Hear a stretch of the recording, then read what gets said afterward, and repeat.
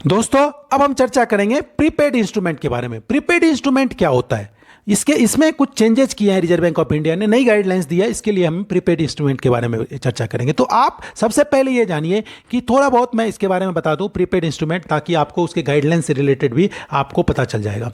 तो सबसे पहला क्या है कि प्रीपेड इंस्ट्रूमेंट में कि जो होता क्या है, प्रीपेड इंस्ट्रूमेंट हमारा होता है कि ये जैसे प्रीपेड मोबाइल होता है वैसे ही एक कार्ड बैंक के द्वारा या किसी कंपनी के द्वारा इशू किया जाता है, जिसमें कि एक फिक्स अमाउंट डाल दिए जाते हैं और वो अमाउंट जो है वो बंदा जिसने उस कार्ड को लिया, जो कार्ड का जो ऑनर है वो उसको यूटिलाइज कर सकता है। नॉट ओनर, कार्ड का जो होल्डर है, कार्ड का होल्डर जो है वो उसको यूटिलाइज कर सकता है। तो आप देखिए तीन तरह के हमारे पास जो है वो पीपीआई होते हैं, तीन तरह के ये प्रीपेड इंस्ट्रूमेंट होते हैं। सबसे पहला होता है ओपन पीपीआई, दूसरा होता है सेमी क्लोज्ड और तीसरा होता है क्लोज्ड पीपीआई। तो जो ओपन पीपीआई होता है ये मतलब सब काम के लिए आ सकता है। ऑनलाइन पेमेंट भी उससे हम आप कर सकते हैं, मर्चेंट इस्टेब्लिशमेंट में भी कर सकते हैं, विड्रॉल कर सकते हैं आप कैश में, ट्रांसफर ऑफ फंड कर सकते हैं अनदर पीपीआई को। तो ओपन जो होता है ये हमेशा उस कार्ड में ऑल टाइप ऑफ ऑर्गेनाइजेशन जो है वो ई पेमेंट एक्सेप्ट करता है। इसमें मैक्सिमम बैलेंस का कोई लिमिट नहीं होता है। जो सेमी क्लोज्ड पीपीआई होते हैं ये इंस्ट्रूमेंट ओनली मर्चेंट इस्टेब्लिशमेंट के में यूज किए जाते हैं। ओपन जो है वो कहीं भी यूज हो सकता है, सेमी क्लोज्ड जो है वो मर्चेंट इस्टेब्लिशमेंट में ही सिर्फ यूज किए जा सकते हैं और ये इशू किए जाते हैं एनबीएफसीज के द्वारा, कोई मोबाइल कंपनीज के द्वारा। जबकि ओपन इंस्ट्रूमेंट जो पीपीआई होते हैं ये सिर्फ बैंक ही इशू कर सकता है। इसके अलावा जो क्लोज्ड पीपीआई होता है वो क्लोज्ड पीपीआई वो सिर्फ ऑन आउटलेट में यूज होता है। ये कंपनियां कभी कभी यूज करती है, अपने कंपनी का कोई है जैसे रिलायंस कार्ड है, पेट्रो कार्ड है, ये सब क्लोज्ड पीपीआई कहलाते हैं क्योंकि वो एक्सक्लूसिव होता है ऑन आउटलेट के लिए। इसमें कोई कैश विड्रॉल या रिडेम्पशन कुछ भी अलाउ नहीं होता है। तो ये हमारे पीपीआई से संबंधित कुछ चीज़ें हैं। उसमें जो रिजर्व बैंक ऑफ इंडिया ने चेंज किया है, तो सबसे पहले क्या चेंज किया है, इंटर ऑपरेबिलिटी। मतलब क्या है कि इंटर ऑपरेबिलिटी हम उसको कहते हैं कि टेक्निकल कंपेटिबिलिटी होता है जो इनेबल करता है पेमेंट सिस्टम को एक पीपीआई से दूसरे पीपीआई, मतलब एक जो पीपीआई इशूअर कंपनी है वो दूसरे पीपीआई इशूअर कंपनी से। मतलब क्या है कि inter operability allow PPI issuers, system provider and system participant in different system to undertake clear and settle payment transaction across system without participant in multiple system। मतलब क्या है कि ऐसा नहीं है कि अलग अलग सिस्टम में, एक ही सिस्टम में वो सारे यूज हो जाए और ये उसको वहाँ पे यूज कर सकता है कहीं पे भी। मतलब आप आपस में इतना ऑपरेबिलिटी उसमें आ जाए कि पीपीआई इशूअर, सिस्टम प्रोवाइडर या सिस्टम पार्टिसिपेंट जो भी है वो उसको एक सूत्र में बांध दे। अब क्या है कि जैसे कि एज पर लेटेस्ट गाइडलाइंस ये मैंडेटरी कर दिया पीपीआई इशूअर को कि आपको फुल केवाईसी पीपीआई जो भी है, मतलब केवाईसी पीपीआई जो जिसके पास फुल केवाईसी जिसने सबमिट किया है वो ऑथराइज कार्ड नेटवर्क में कहीं पर भी यूज कर सकता है। इवन यूपीआई में भी वो पीपीआई वो इलेक्ट्रॉनिक वॉलेट यूज किए जाते हैं। अब आप ये देखिए कि इंटर ऑपरेबिलिटी जो है ये मैंडेटरी हो जाएगा एक्सेप्टेंस साइट के लिए, सबके लिए, वो 31 मार्च 2022 तक। मतलब क्या है कि सबको कंपलसरी एक्सेप्ट करना पड़ेगा वो 31 मार्च 2022 तक। अब एक और चेंज किया है कि PPI for mass transit system, PPI MTS. अब ये पीपीआई एमटीएस क्या है कि ये है कि जो अकाउंट होल्डर नहीं है, पीपीआई एमटीएस का मतलब मास ट्रांजिट सिस्टम्स, मतलब क्या है कि जो कि केवाईसी जो कि अकाउंट होल्डर नहीं है बट फुल केवाईसी उसमें किया गया है, ऐसे अकाउंट हैं जो कि जिसमें कि वो फुल केवाईसी किए गए हैं, वो रिमेन एग्जेम्प्टेड रहेगा इंटर ऑपरेबिलिटी से। जबकि गिफ्ट पीपीआई जो है उसको ऑप्शन ऑफर करना पड़ेगा इंटर ऑपरेबिलिटी के लिए। मतलब क्या है कि जिसमें जो कि नॉन अकाउंट होल्डर है और उसमें फुल केवाईसी दिए गए हैं वो एग्जेम्प्टेड रहेंगे इंटर ऑपरेबिलिटी से, जबकि गिफ्ट पीपीआई यदि गिफ्ट के रूप में यदि किसी को दिया गया है, गिफ्ट के रूप में कोई पीपीआई दिए गए हैं तो उनको इंटर ऑपरेबिलिटी कहीं भी यूज किया जा सकता है। इसके अलावा जो नेक्स्ट चेंजेस किए गए हैं कि maximum amount outstanding in PPI, मतलब क्या है कि पहले ये जो था वो 1 लाख रुपए का था पीपीआई में मैक्सिमम अमाउंट रखने का, अब इसको बढ़ा के 2 लाख रुपए कर दिए गए हैं। ये सिर्फ सेमी क्लोज्ड पीपीआई के लिए है, जो ओपन है उसके लिए कोई लिमिट नहीं है। तो मतलब क्या है कि जो फुल केवाईसी पीपीआईज है उसमें पहले 1 लाख रुपए का जो था लिमिट उसको बढ़ा के 2 लाख रुपए कर दिए गए हैं। इसके अलावा permitting cash withdrawal from full KYC PPI of non PPI issuer, मतलब क्या है कि मैक्सिमम 2 लाख रुपए तक का और overall limit of 10,000 per month PPI ये कैश विड्रॉल भी कर सकता है। लेकिन जो कैश विड्रॉल होगा वो एडिशनल फैक्टर ऑफ ऑथेंटिकेशन होगा या पिन के थ्रू होगा। मतलब क्या है कि कैश विड्रॉल जो होगा उसमें या तो ओटीपी के एडिशनल फैक्टर ऑफ ऑथेंटिकेशन का मतलब होता है या तो ओटीपी के थ्रू हो या फिर दोबारा पिन डाल के उसे करना पड़े, लेकिन वो विड्रॉल कर सकता है। मैक्सिमम 2,000 पर ट्रांजैक्शन और 10,000 पर मंथ पर पीपीआई पर प्रीपेड इंस्ट्रूमेंट। इसके अलावा जो नेक्स्ट है वो जो पीपीआई इशूअर है वो फैसिलिटी जो है प्रॉपर कस्टमर रिड्रेसल मैकेनिज्म के थ्रू कंप्लेंट भी लॉन्च कर सकता है और वो कंप्लेंट जो है ओम्बड्समैन स्कीम के तहत आएगा, limited liability to the customer. तो ये जो था ये चेंजेस जो है पीपीआई के थ्रू ये किए गए हैं बैंकों के द्वारा। अब कुछ मतलब अदर प्रोविज़न भी है जो कि किए गए हैं, तो जैसे कि कैश विड्रॉल लिमिट जो है पीओएस टर्मिनल पे डेबिट कार्ड या ओपन सिस्टम जो प्रीपेड कार्ड है जो बैंक इन इंडिया में इशू किए गए हैं उसको भी रेशनलाइज कर दिए गए हैं और वो भी अब 2,000 पर ट्रांजैक्शन और overall limit 10,000 across the India उसके तहत आएगा।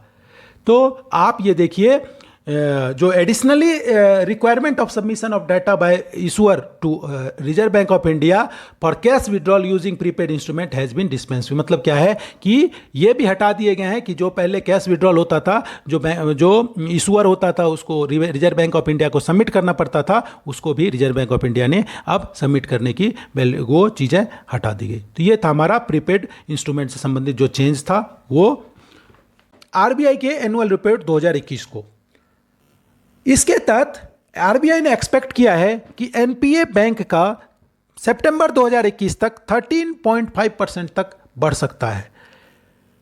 प्रोविजन कवरेज रेशियो जो है उसमें जो उन्होंने किया है वो भी इंक्रीज दिखाया गया है कि पहले जो मार्च 2020 में प्रोविजन कवरेज रेशियो बैंकों का 66.6% था जो कि दिसंबर 2020 में बढ़ के 75.5% हो गया। इसके अलावा जो capital to risk weight asset ratio है CRR है वो भी इंक्रीज हुए हैं बैंकों का, अर्थात मार्च में जो 14.8% हुआ करता था वो जो है वो दिसंबर 2020 में बढ़ के 15.9% हो गया है।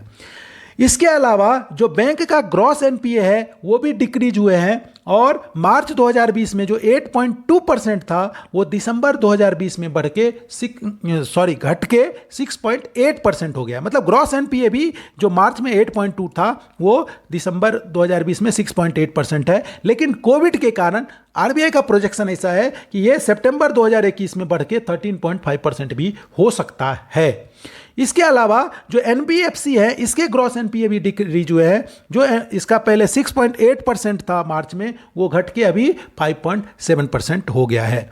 इसके अलावा एनबीएफसी के जो CRAR है वो भी इंक्रीज हुए हैं जो कि मार्च 2020 में 23.7% थे वो दिसंबर 2020 में 24.8% हो गए हैं। इसके अलावा जो फ्रॉड है बैंक का वो 25% वैल्यू में जो जितने वैल्यू का फ्रॉड हुआ था पिछले साल में वो घट के 25% घट गया है। इसके अलावा जो करेंसी इन सर्कुलेशन है उसमें करेंसी इन सर्कुलेशन में वैल्यू में 16.8% इंक्रीज हुआ है, जबकि बैंक नोट के जो वॉल्यूम में वैल्यू और वॉल्यूम को आप समझिए, वैल्यू का मतलब है टोटल अमाउंट, टोटल अमाउंट, और वॉल्यूम का मतलब है डिफरेंट टाइप्स ऑफ नोट्स। तो इसमें वैल्यू और volume of bank notes in circulation increased by 16.8% and 7.2% respectively इन 2021। तो करेंसी नोट के जो वॉल्यूम है या वैल्यू है, दोनों इंक्रीज हुए हैं 2021 में। इसके अलावा रिजर्व बैंक ऑफ इंडिया ने ये भी कहा है कि मार्च और अगस्त के बीच में जो वेवर ऑफ कंपाउंड इंटरेस्ट कर दिया है ऑल बैंकों में, मतलब कंपाउंड इंटरेस्ट बैंक नहीं ले सकता मार्च से अगस्त के बीच में, तो उसके चलते भी फाइनेंशियल हेल्थ जो है बैंक का, उसके ऊपर स्ट्रेस आएगा। तो ये आरबीआई एनुअल रिपोर्ट जारी करती है, जिससे कि ये पता चलता है कि बैंकों का या एनबीएफसीज का पोजीशन क्या हो है, जिससे वो उसके हिसाब से फिर पॉलिसीज फ्रेम होती है। तो एनुअल रिपोर्ट, जो सेमी एनुअल रिपोर्ट इसको आप कह सकते हैं, तो वो आरबीआई ने 2021 जारी किया था, उससे संबंधित जो भी चीज़ें थी वो यही है। रिजर्व बैंक ऑफ इंडिया ने लक्ष्मी विलास बैंक को सेकेंड शेड्यूल से हटा दिया, क्योंकि उसको डीबीएस ने टेक ओवर कर लिया। तो वो लक्ष्मी विलास बैंक अब एग्जिस्टेंस में नहीं है, उसको सेकेंड शेड्यूल से रिजर्व बैंक ऑफ इंडिया ने हटा दिया है। इसके अलावा रिजर्व बैंक ऑफ इंडिया ने United Cooperative Bank Limited Bagnan West Bengal में जो है, उसको उनका कैपिटल स्ट्रक्चर सही नहीं था, जिसके कारण उसके लाइसेंस को कैंसिल कर दिया गया है।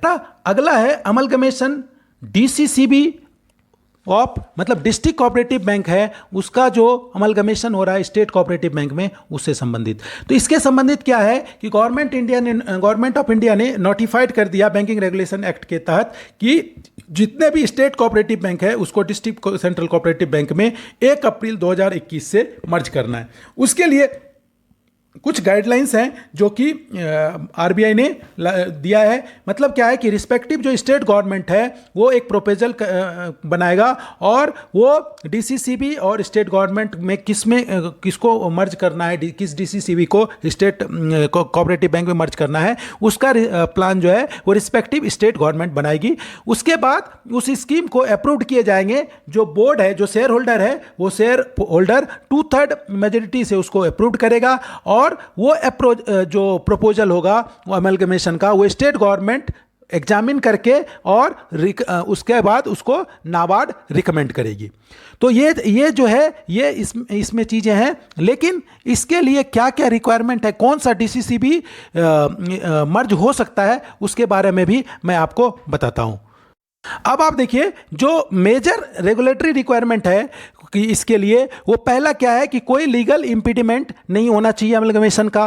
कोई ये फाइनेंशियल जो पैरामीटर है वो सीआरआर जो रेगुलेटरी का मिनिमम है उससे ज़्यादा होना चाहिए। ग्रॉस एनपीए 7% से कम होना चाहिए। नेट एनपीए जो डिस्ट्रिक्ट कोऑपरेटिव बैंक है उसका 5% से कम होना चाहिए, और उसके पास अवेलेबल एडिक्वेट लिक्विड एसेट होना चाहिए। यदि अमलगमेशन होता है तो वो प्रॉफिट मेकिंग होना चाहिए। इसके अलावा स्टेट जो कोऑपरेटिव बैंक है वो उसका सेटिस्फैक्टरी ट्रैक हो, जिसमें कि वो मर्ज होने जा रहा है। इसके साथ ही एक स्टिपुलेशन और दिए गए हैं कि DICGC clearance for amalgamation shall be obtained by state cooperative bank before applying for final approval. मतलब DICGC, क्योंकि DICGC से अप्रूवल लेना जरूरी है अमलगमेशन के पहले, स्टेट कोऑपरेटिव बैंक को ये भी उसे करना होगा।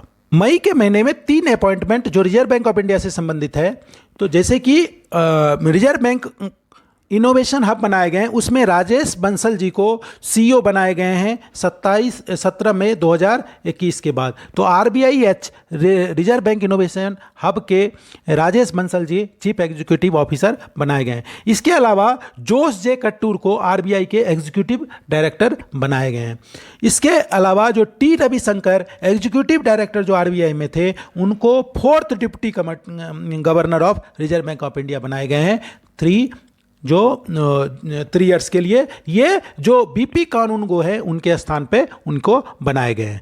मई 2021 में GDP प्रोजेक्शन भी विभिन्न ऑर्गेनाइजेशन ने कम किए हैं, तो उसके बारे में भी हम देख लेते हैं। सो बार्कले सिक्योरिटीज ने जो पहले 11% प्रोजेक्ट किया था उसको घटा के 10% कर दिया है। S&P ग्लोबल रेटिंग ने जो पहले 11% था उसको घटा के 9.8% कर दिया है। मूडीज इन्वेस्टर सर्विसेज ने जो पहले 13.7 था उसको घटा के 9.3 कर दिया है। यूनाइटेड नेशंस ने 10.1 प्लान किया है कि शायद इसकी इतना जीडीपी ग्रोथ होगा इंडिया का।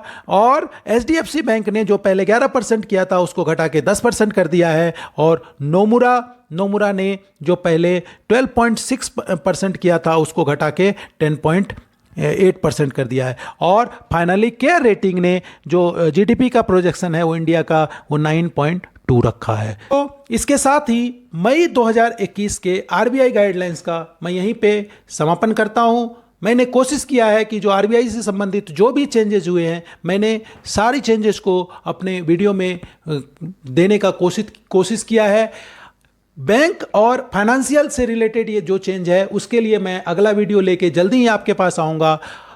मैं आशा करता हूं कि आपको यह फ्रूटफुल लगा होगा। यदि आप अभी तक आपने हमारे चैनल को सब्सक्राइब नहीं किया है तो आप इसे सब्सक्राइब करिए और अपने दोस्तों में इसे शेयर करिए ताकि जो प्रमोशन से रिलेटेड या किसी भी तरह का अपडेट है वो आपको मिलता रहे। मैंने वादा किया है कि प्रत्येक महीने ये 2 वीडियो हमारा आरबीआई गाइडलाइन से रिलेटेड और बैंकिंग से रिलेटेड अवश्य आएगा, जिससे कि आप लोगों का नॉलेज इंप्रूव होता रहे।